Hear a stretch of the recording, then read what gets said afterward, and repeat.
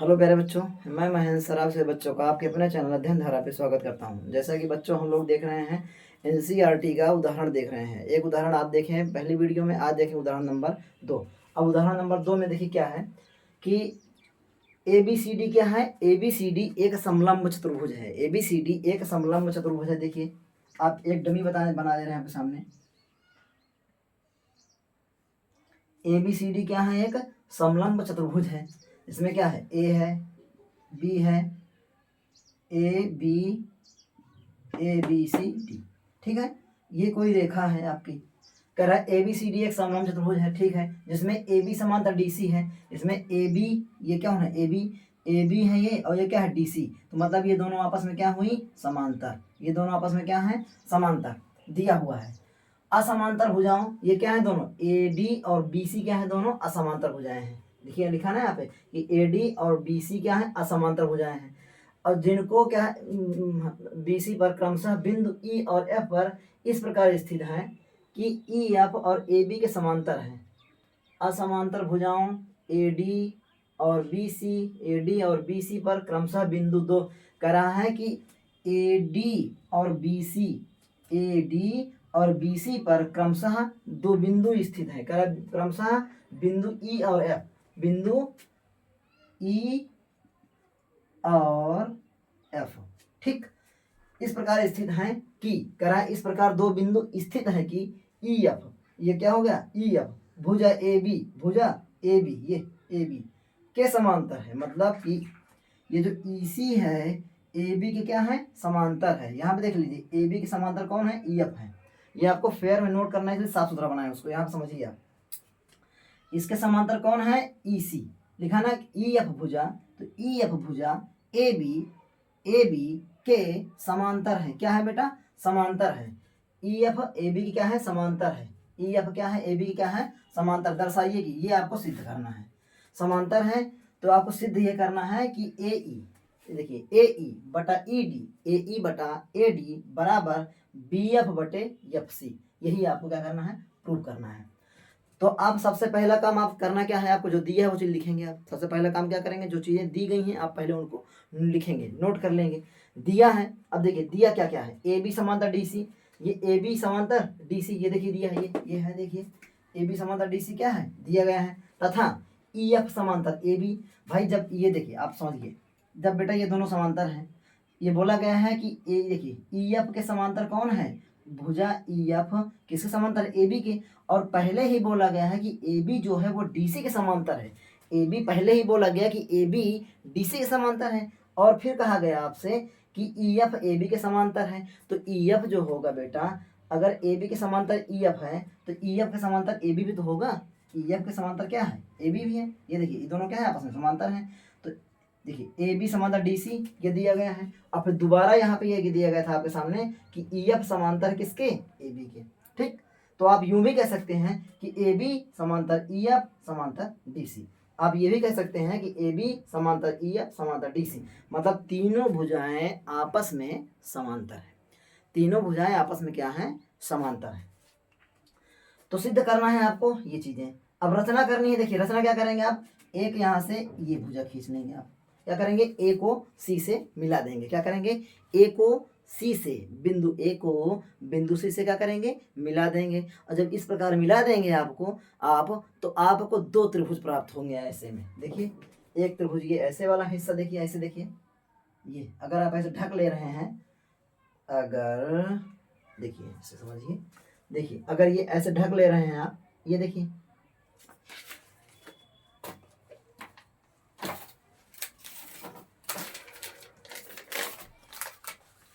ये देखिए अगर ऐसे ढक ले रहे हैं तो आपको ये एक त्रिभुज दिख रहा है, दिख रहा है। तो ये ऐसे त्रिभुज हो गया। अगर इधर वाला हिस्सा ढक ले रहे हैं तो आपको एक त्रिभुज ऐसे दिख रहा है, ठीक। और ये दोनों भुजाएं क्या आपस में समांतर हैं। अगर ऐसे कर रहे हैं तो ये दोनों भुजाएं आपस में क्या है, समांतर है, ठीक है बच्चों। तो देखिए ये लिखा है यहाँ पे ए को सी से मिलाया, तो ए को सी से मिलाया। देखिए यहाँ पे इसलिए ब्लैक पेन से है मिलाए हैं, डॉट डॉट डॉट कर दीजिए, इसलिए आपको ब्लैक मार्कर्स दिखाएं आपको। तो ये हो गया, ए को सी से मिलाएंगे। और जब ए को सी से मिलाएंगे आप, तो ये जो क्या कर रहा है, देखिए यहाँ पे लिखा है ए और सी, AC और EF, ये क्या है, AC ए सी और ई एफ के, मतलब ए सी जो रेखा ये हो गई और ई एफ देखिए ये ए सी हो गई और ये ई एफ हो गई। तो इन दोनों को जहाँ पे काट रहा है ये क्या हो गया, प्रतिच्छेद बिंदु हो गया। और इसको आप क्या दर्शाएंगे, जी बोलेंगे। क्या बोलेंगे, इस प्रतिच्छेद बिंदु को आप जी बोलेंगे। क्या बोलेंगे, जी बोलेंगे। ठीक, ये हो गया आपका, इतना चीज समझ गए होंगे। अब फिर क्या करें, जी से हमने क्या किया, इसको जी से दर्शाया है। अब उपपत्ति में आप क्या लिखेंगे, सबसे पहले किसको लेंगे आप, त्रिभुज एडीसी को। किसको लेंगे, त्रिभुज एडीसी। देख लीजिए मैं यहाँ से इतना रफ कर रहा हूँ, आप ध्यान से समझेंगे बेटा। ये देखिए इतना हिस्सा रफ कर दिए, देखिए बहुत प्यार समझिए बेटा, बहुत आसान से बहुत आराम से। देखिए त्रिभुज एडीसी हमने क्या किया, ये वाला हिस्सा क्या कर दिया, हम रफ कर दिया। त्रिभुज एडीसी एडीसी में ईजी, देखिए ईजी दिख रहा है ना, दिख रहा है आपको, ईजी समांतर किसके, डीसी के। दो भुजाएं क्या हैं, समांतर हैं। और थेल्स के प्रमेय आप यही पढ़े थे बेटा कि अगर दो भुजाएं बराबर हैं, यदि दो भुजाएं बराबर हैं तो उनके दोनों जो भुजाएं होंगी क्या होंगे, ये वाली भुजाएं, ये दोनों भुजाएं जो हैं इनका अनुपात क्या होगा, बराबर होगा। यही चीज आप यहाँ पे लिखें। तो थेल्स के प्रमेय से कि ए ई, ये देखिए ए से लेकर यहाँ तक ए ई बटा ई डी, ए ई बटा ई डी, ये वाली भुजा पाइए बेटा, ए जी बटा जी सी। ठीक है, समझ गए होंगे आप थेल्स के प्रमेय से कि दो भुजाएं समांतर हैं। यदि दो भुजाएं समांतर हैं तो उनकी दोनों भुजाएं जो होंगी, जो अपोजिट साइड ऐसे होंगी, उनका दोनों का अनुपात बराबर होता है। इसको आप मान लेंगे इक्वेशन नंबर फर्स्ट, समीकरण 1। अब क्या करेंगे आप, अब की बार आप क्या करना है बेटा, अब की बार आपको करना ये है कि अब की बार ये वाला साइड नहीं लेना है आपको, अब की बार इधर वाला साइड लेना है। ये जो हमने रफ किया था पहले, ये ऐसे बना था, ये ऐसे बना था, ये यहाँ पे क्या लिखा था बी और यहाँ पे क्या लिखा था एफ।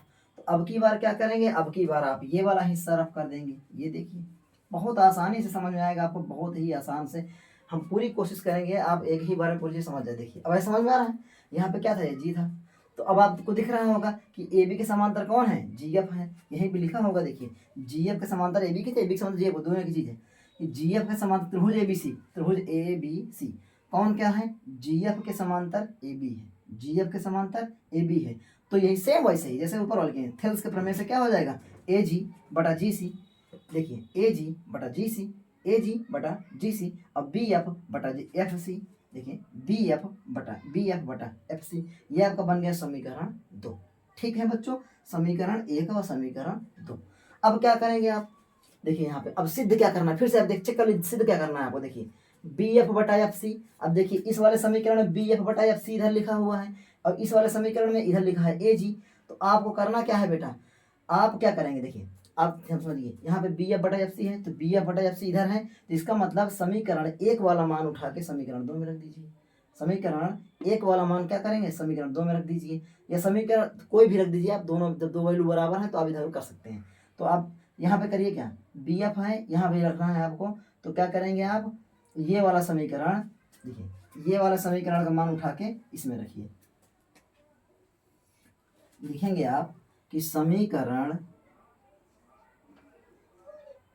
2 का मान, समीकरण 2 का मान, 2 का मान, ठीक है, समीकरण 2 का मान। हम ये क्यों कर रहे हैं, क्योंकि ए जी बटा जी सी यहाँ पे दिया है, तो ये वाला मान उठा के यहाँ आना चाहिए। और यहाँ पे यही तो है, इधर ए ई बटा ई डी लिखा है, ए ई बटा ई डी पहले लिखा है, अब बी एफ एफ सी बाद में होना चाहिए। तो हम क्या करेंगे, इतने जगह पे इतने का मान इतना लिखा हुआ है, तो यहाँ से इसको हटा के और इसको यहाँ पर रिप्लेस कर देंगे। समीकरण 2 का मान, समीकरण 2 का मान समीकरण 1 में